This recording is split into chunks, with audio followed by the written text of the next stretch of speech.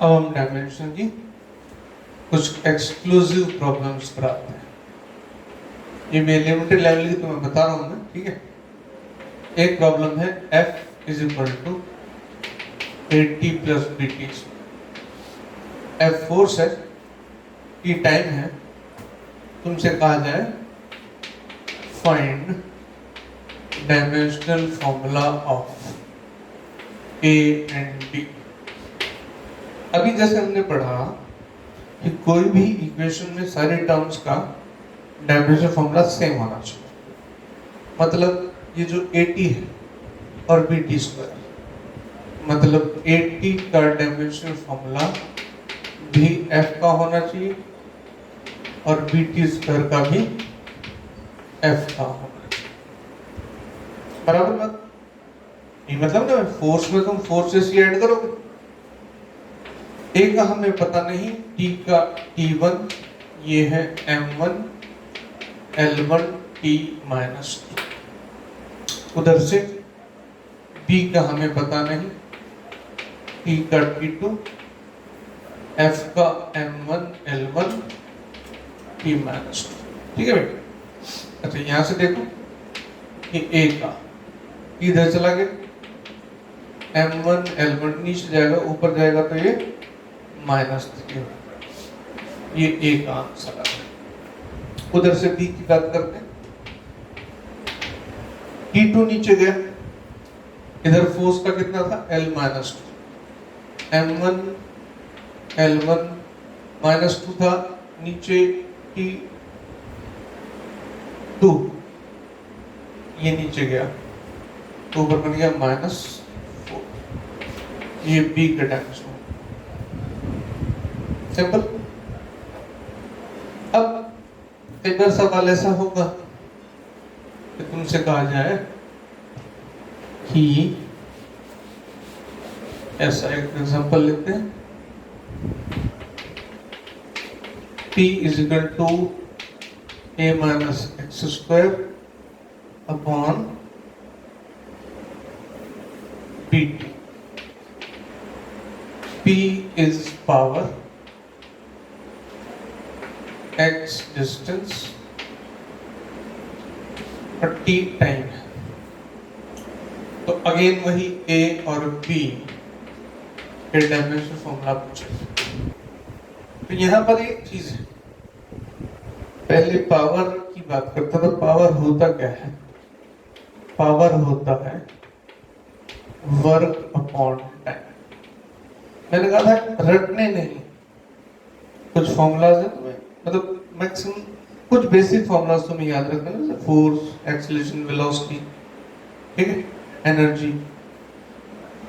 Work और energy same होते हैं, एनर्जी अपॉन टाइम। एनर्जी का होगा M1 L2 T minus 2, time का T1 ये हो गया M1 L2 T माइनस 3। ये पावर का इसका डायमेंशन फॉर्मूला होगा। अच्छा इधर देखो जरा, ए में से क्या सब्ट्रैक्ट हो रहा है? एक्स स्क्वायर मतलब मीटर स्क्वायर L2। तो भाई इसकी और इसके डायमेंशन सेम होनी चाहिए, इसमें तो कुछ सोचना ही नहीं। यानी ए की डायमेंशन तो यही निकल आई L2, उसके तो बात ही खत्म।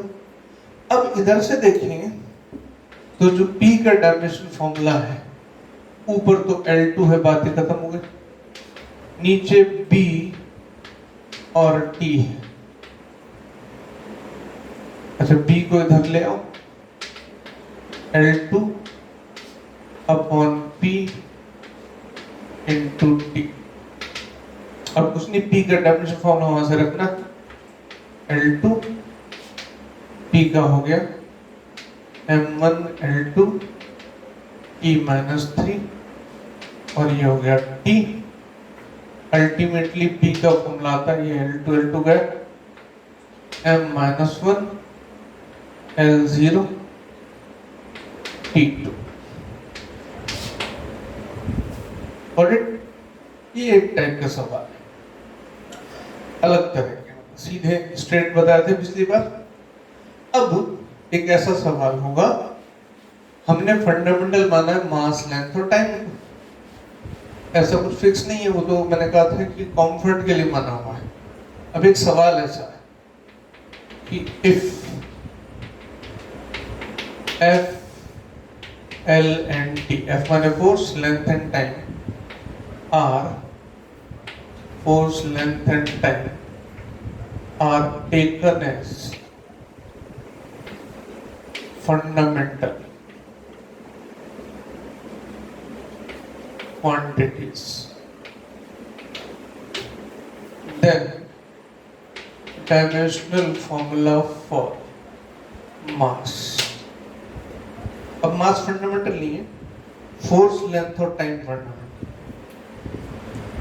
तो भाई एक चीज तो क्लियर है, मान लेते हैं कि जो मास है वो F की पावर A, L की पावर B, T की पावर C के बराबर है।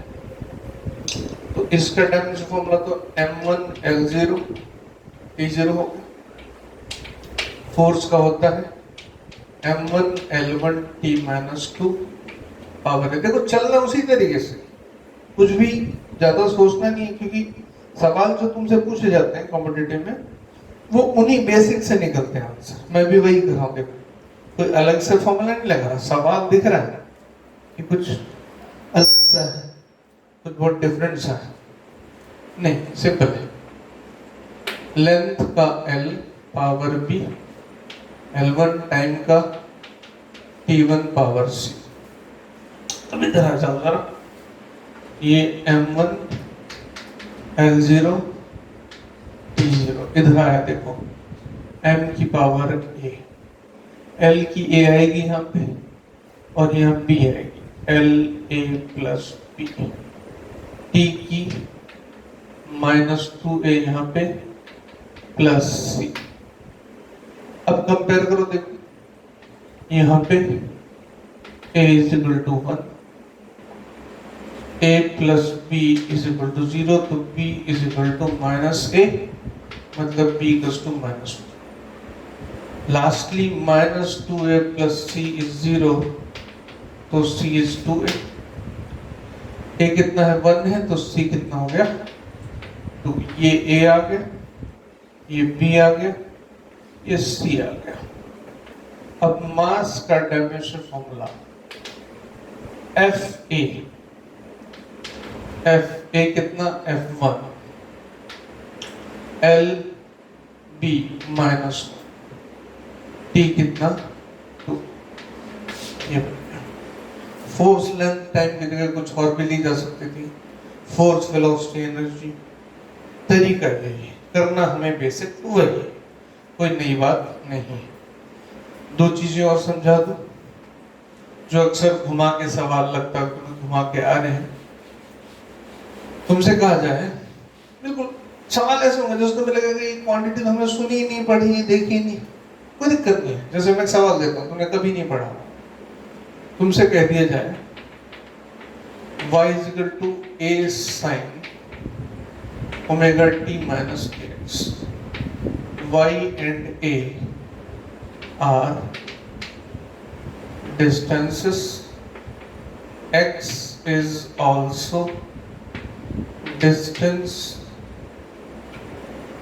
t is time। देखो जान के मैं सवाल बड़ा लिख रहा हूँ, बड़ा सवाल है तो कंफ्यूज बहुत जल्दी होता हूँ। फिर मैं बताऊँ सॉल्यूशन कितना आसान। Omega is angular velocity, k is wave number। अब तुम्हें यहां तक तो कंफर्टेबल हो, यहां तक तो ठीक चल रहा है, डिस्टेंस और टाइम है। अब ये नई चीज आ गई है और क्वेश्चन भी यही है, find dimensional formula for omega and के। अब तुम कहोगे ये तो चीज ही नहीं है हमारे लिए, बिल्कुल नहीं है। अब इसमें एक ट्रिक है, ट्रिक क्या कंसेप्ट है, सीधा सा, साइन के अंदर हमेशा एंगल होगा और एंगल हमेशा डायमेंशनलेस होगा, पता है, आर्क अपॉन रेडियस। तो ओमेगा टी और के एक्स सब्ट्रैक्ट करें तो दोनों अलग अलग एंगल है, मतलब ओमेगा टी की dimension omega T itself must be dimensionless। तो ओमेगा की डायमेंशन आ गई, m0 l0 t नीचे गया, t माइनस 1, खत्म बात। ऐसे ही kx भी डायमेंशनलेस, तो k की डायमेंशन x नीचे गया, m0 l माइनस 1 t से। अच्छा, साइन के बाद जो भी आएगा एंगल ही आएगा डेफिनेटली, और एंगल डायमेंशनलेस होता है। डायमेंशनलेस होगा तो आसान होगी चीज, तुम डायरेक्ट भी बोलोगे, आगे धीरे धीरे समझोगे तो डायरेक्ट बोलोगे चीज। अच्छा, एक और चीज बता देता हूं, फिर ऐसा फॉर्मूला आएगा तुमने कभी पढ़ा ही नहीं, अब लिख दिया मैंने। A capacitor connected, जान के बड़ा बना रहा मैं, with resistance and battery is charged।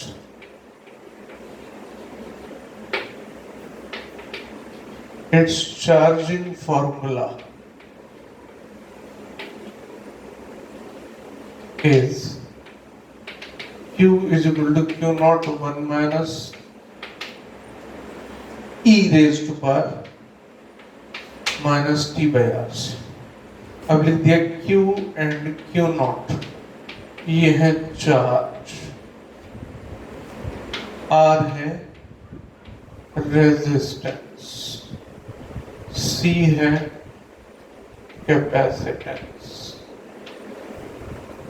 अब तुमसे कहा जाए कि find dimensional formula of RC collective. अब ये सारी चीज तुम्हारे बिल्कुल अनजानी हो गई। अब फिर एक कंसेप्ट, ई के ऊपर पावर है टी अपॉन आरसी, और पावर जो होती है वो हमेशा एक नंबर होता है, 2 3 4 2/3 1/2 whatever नंबर होता है, और नंबर इटसेल्फ ऑलवेज डायमेंशनलेस। तो हमें बाकी चीज से कोई लेना देना नहीं है, हमें सिर्फ इतना पकड़ना है, T upon RC, m0 l0 t, खत्म बात। सीधा सीधा कह सकते हो कि आरसी की डायमेंशन टाइम ही होनी चाहिए, ये हो जाएगी। तो आरसी की डायमेंशन क्या होगी, m0 l0 t। ये बेसिक बातें पकड़ लो, कैसा भी प्रॉब्लम हो आराम से सॉल्व हो सकता है।